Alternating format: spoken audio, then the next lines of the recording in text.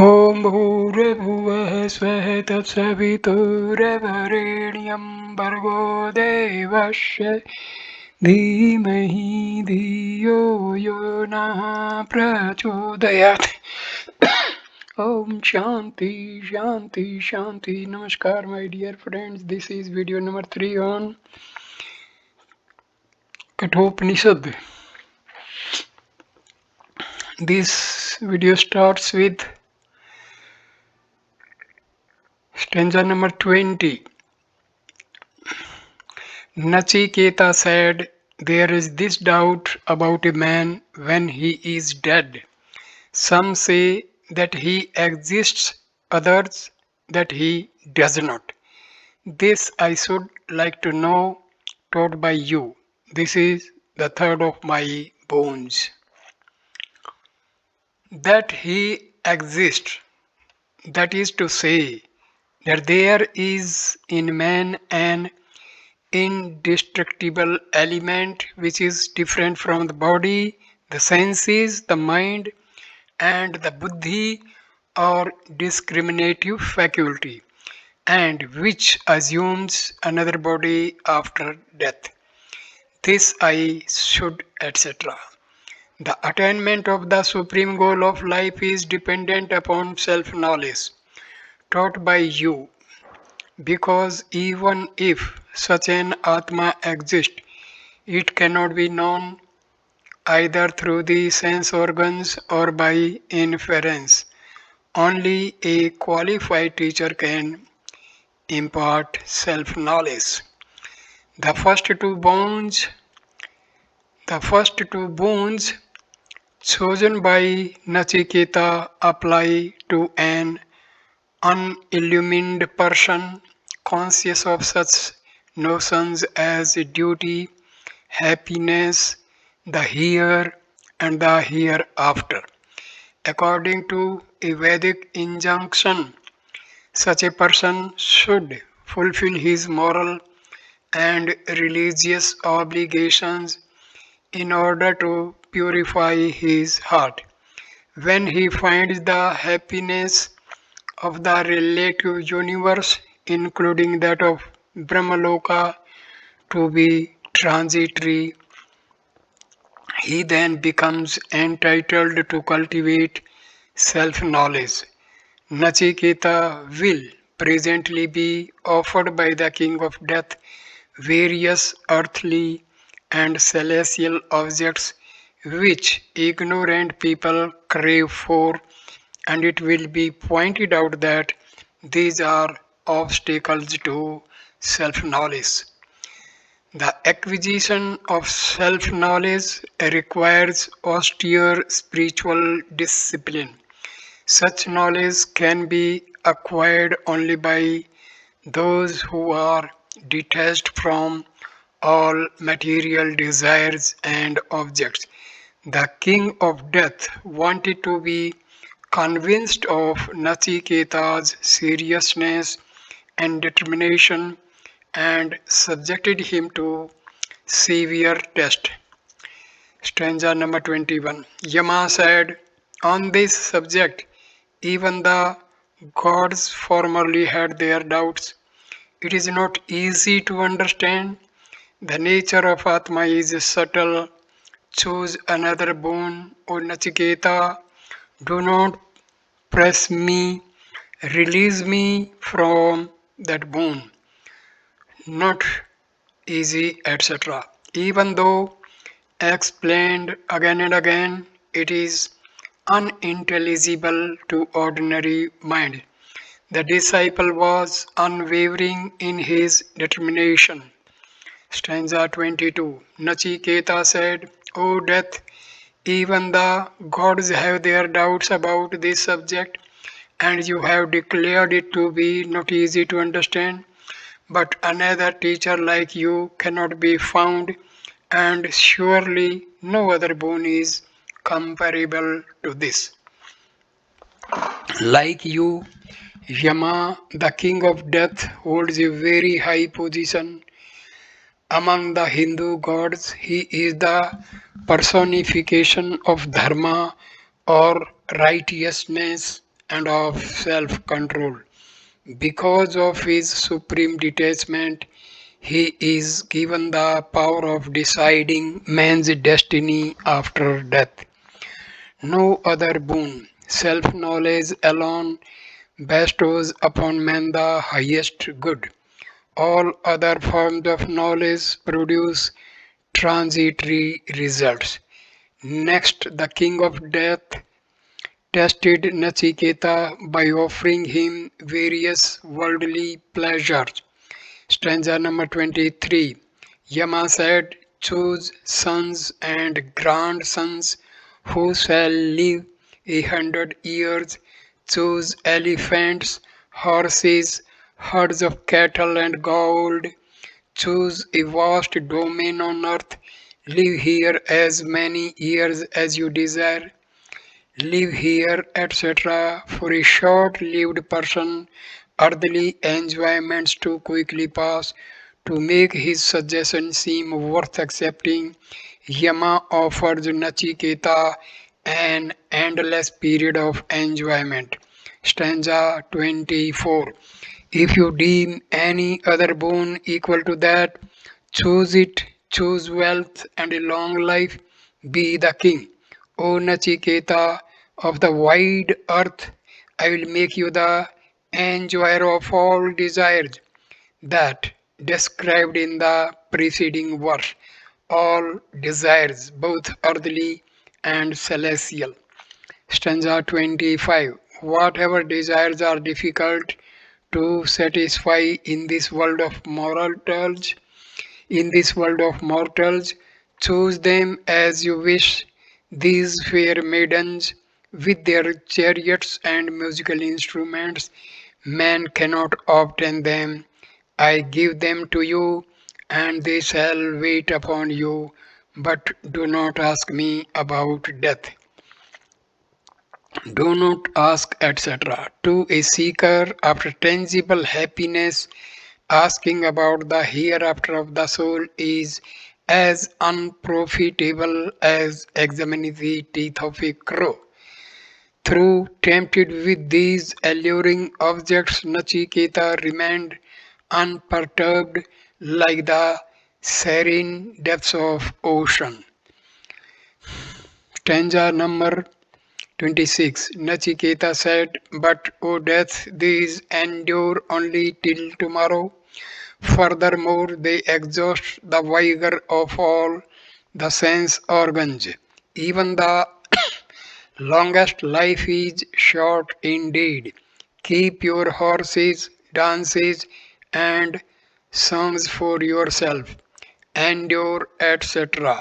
That is to say, all material enjoyments are transitory. Exhausted by the enjoyment of sense pleasures, a man gradually loses his dharma, virility, wisdom, strength, and fame. Therefore, in the end, they are harmful.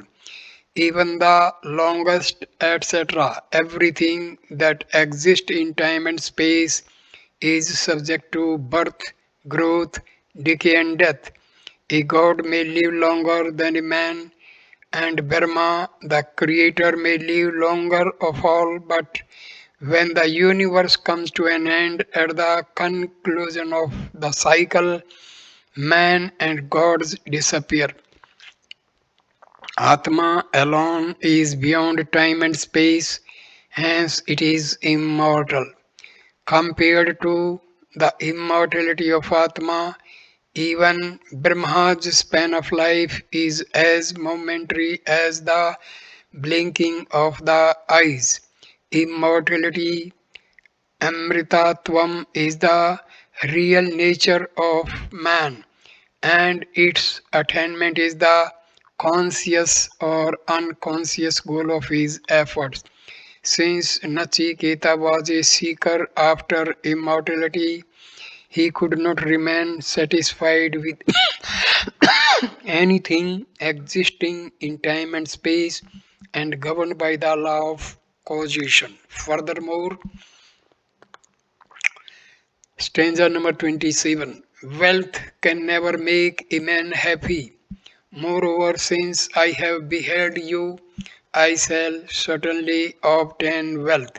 I shall also live as long as you rule. Therefore, no boon will be accepted by me but the one that I have asked, wealth, etc. It is well known that a man earns money through untiring labor and great suffering, yet does not derive from it enduring satisfaction. Since I have, etc., since Nachiketa had found favor with Yama, he would have both wealth and a long life if he so desired. Stanza number 28. Who among decaying mortals here below, having approached the undecaying immortals and coming to know that his higher needs may be fulfilled by them, could exult in a life overlong after he had pondered on the pleasures arising from beauty and song. Undecaying, the gods are free from old age and infirmity, though subject to eventual death. Higher needs to one seeking immortality, the cultivation of knowledge, discrimination, and renunciation are more desirable than wealth. When the gods are propitiated, they can bestow upon man spiritual virtues, exalt, etc. A man must eventually part with his material possessions. The longer he enjoys them, the more regrets he feels at the moment of parting. Pondered, a thoughtful man realizes that worldly pleasures are nothing but transitory sensations resulting from contact of the sense organs with their objects. They cannot save him from decay and death. These and the previous verses show how deeply Nachiketa was impressed by the ephemeral nature of all enjoyment on earth and in heaven. His longing for liberation through self knowledge was intense indeed. Nachiketa could not be tempted by worldly enjoyment. Tell me, O death, of that great hereafter about which a man has his doubts. Nachiketa will surely not choose any other boon but the one so wrapped in mystery. Great hereafter, eternity, the knowledge of the eternal nature of the soul alone confirms the highest felicity on a man.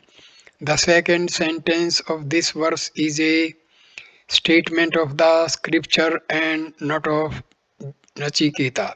Here ends chapter 1 of part 1 of the Katha Upanishad.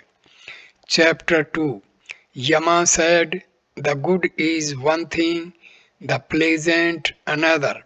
Both of these, serving different needs, bind a man. It goes well with him who of the two takes the good, but he who chooses the pleasant misses the end. Good, the highest good, the pleasant, sense pleasures enjoyed through wealth, wife, children, and other material objects. Different needs, leading their devotees to the different goals of liberation and bondage. Bind a man. The text refers to unillumined persons belonging to the various stages of life and engaged in the performance of what they consider to be their duties. Some among them seek pleasures, and some the highest good or liberation, according to their respective spiritual evolution. The former pursue avidya or the lower knowledge, and the latter vidya or the higher knowledge. So both are said to be bound by their respective sense of duty. Even the Striving after liberation indicates a state of bondage. For an illumined person who has realized the full freedom of the self, there are no strivings, no duties, no obligations, such as the practice of meditation or the observance of spiritual vows. He is free from all the boundaries of the relative world. Goes well because the ideal of the good confirms ultimately the highest good of the two, namely the good and the pleasant. They are mutually opposed and cannot be pursued simultaneously by anyone. And self knowledge, which is the supreme end of human effort. It is within the power of every man to choose either of the two ideals, but the majority cling to worldly pleasures. They are indeed short sighted and devoid of judgment. Verse number 2. Both the good and the pleasant present themselves to a man. The calm soul examines them well and discriminates. Yeah, he prefers the good to the pleasant, but the fool chooses the pleasant out of greed and avarice. Calm soul. This calmness is the result of discrimination between the real and the unreal. Discriminates like a swan separating milk from a mixture of milk and water, or an ant sifting sugar from mixture of sugar and sand. Prefers, etc. Because from the standpoint of man's ultimate welfare, the good far outweighs the pleasant. Out of greed, etc. That is to say, the fool is impelled by the motive of greed and avarice. He seeks material things for the nourishment and protection of his body. Most people are devoid of the power of discrimination. They are swayed by greed and attachment. Therefore, they prefer worldly pleasures to spiritual bliss.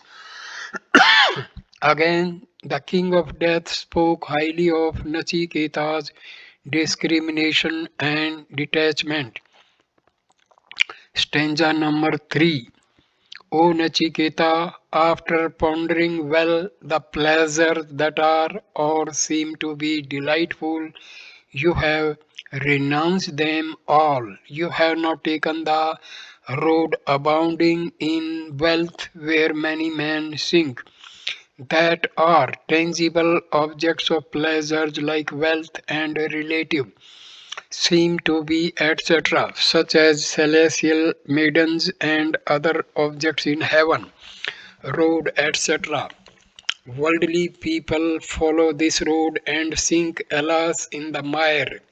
Material happiness was offered to Nachiketa in its most tempting form.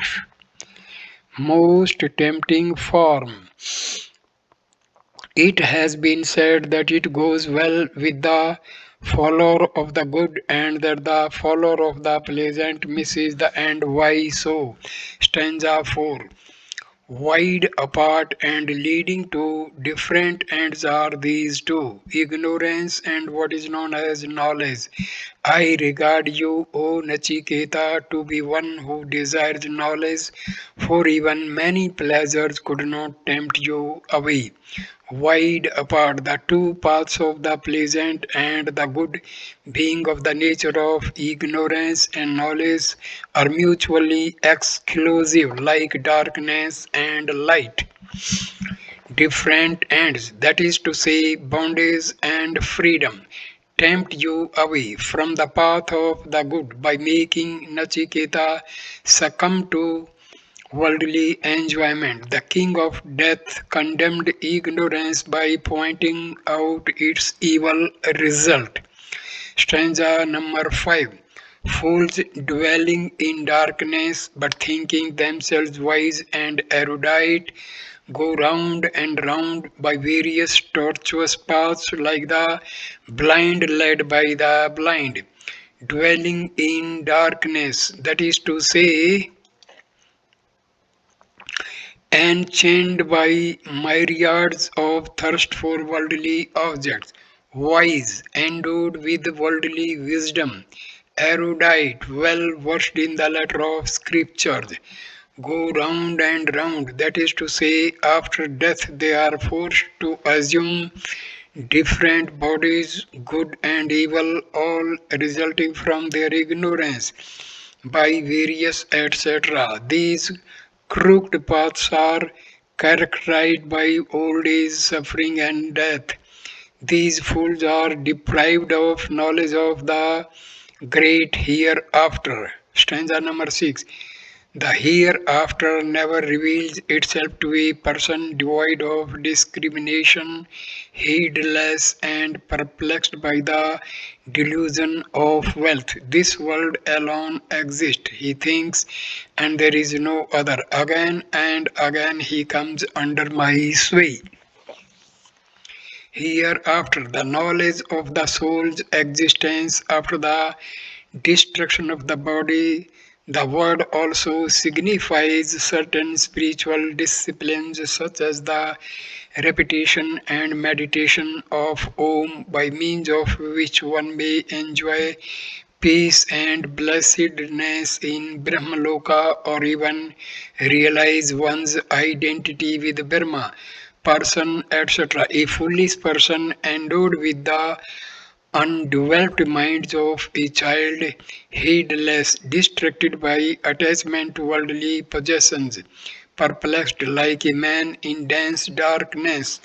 This world, the sense perceived world, again and again, etc. That is to say, he passes through endless births and deaths. Such is the fate of man in general. Few and far between are those who seek self knowledge. So I conclude this video here, and next video number 4 will continue stanza number 7 of chapter 2.